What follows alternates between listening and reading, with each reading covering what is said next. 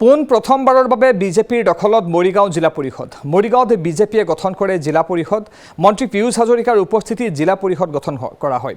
জিলা পৰিষদৰ সভানেত্ৰী নিৰ্বাচিত হৈছে প্ৰণতি কলিতা ডেকা। ১ নম্বৰ মায়ং জিলা পৰিষদৰ সদস্যা প্ৰণতি কলিতা ডেকা। উপ সভানেত্ৰী পদত নিৰ্বাচিত হৈছে অৰ্চনা পাটৰ।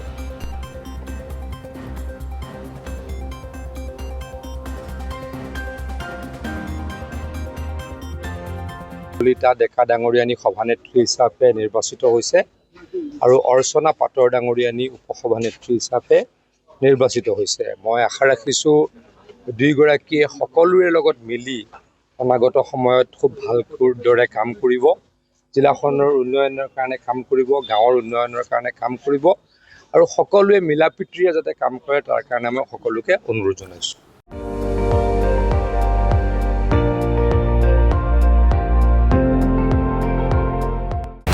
আপুনি চাই আছে ND24 সৰ্বশ্ৰেষ্ঠ নহয় সৰ্বোত্তমৰ দৌৰত।